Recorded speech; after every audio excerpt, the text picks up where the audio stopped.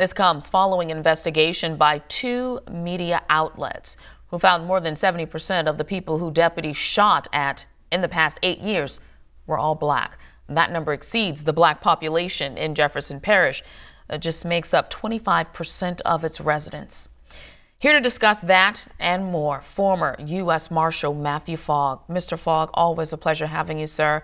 I mean, those statistics are just shocking, to say the least. During the past 8 years, 70% of the people shot by deputies were black, and they only make up, what, 25% of the residents there? I mean, it makes you raise your eyebrow. What's happening? Right. Well, it's what's been going on all along. It's police are getting away with, I mean, they're killing with impunity, and it's along race lines. I mean, that's the problem we've had. I've been in law enforcement for 30 years, and I've been talking about this issue another 20 years. I'm a race expert when it comes down to law enforcement and what happens. And we can get away with a lot of stuff. And when you're talking about the networks, the good old boy networks that are in law enforcement, I mean, I'm in the process of a class action right now with U.S. Marshals. And it talks all about it. So if it's happening on the federal level, it's definitely happening on the state and local levels. And how do you address this? I mean, I've talked to people from Perish County down in Louisiana years back when they were talking about the racial disparities and all of the brutality and stuff that was happening in the correctional department and across the board. It's a real racial problem down there when you talk about law enforcement. Is this a situation we're talking about that involves bigots with badges, like your sign says behind you? No doubt about it. And that's what you have. I mean, and I just can't wait to get the book out because I talk about all of these issues. But the problem is that, again, it's how do we get America, especially the legislators and the white legislators, to look at these problems and say that black lives do matter, because a lot of this stuff it happens.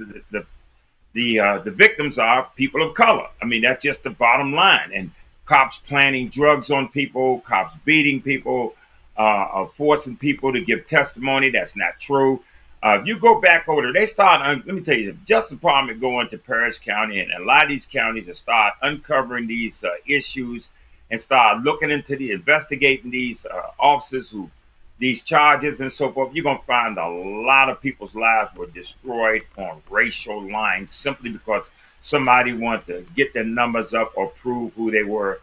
And so you got a lot of race incidents in law enforcement that we got to really start taking this matter serious and dealing with it. Yeah, 12 of the 16 people who died after being shot or restrained were black. You and I have had this conversation plenty of times before, and you mentioned being directed to have more force when it came to communities of color. Do you think that same language is still being passed around, recycled today?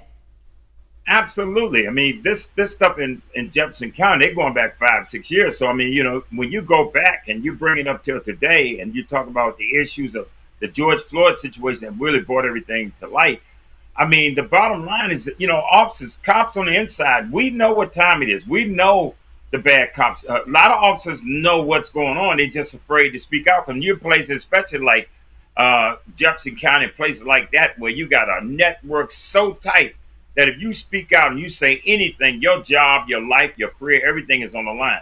So you got to break up these networks, and feds got to go in and really take this matter serious. And until President of the United States, until our Justice Department, our heads start taking racism as serious as it takes other things, we're gonna find a lot of stuff in law enforcement we can get away with. We can pretty much change your life, and there's really not a whole lot you can do, because whatever I say as that cop on the street, if I charge you, I shoot you, or do whatever I need to do, I'm going to get, most of the time, I'm going to get support from my supervisors, from the district attorney's office, from the judges, right down to the prison institutions.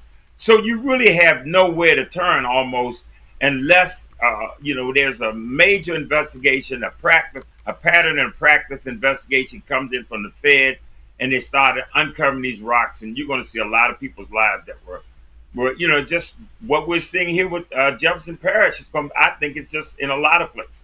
Yeah, it's Black death being normalized. Matthew Fogg, always a pleasure, sir. Thank you.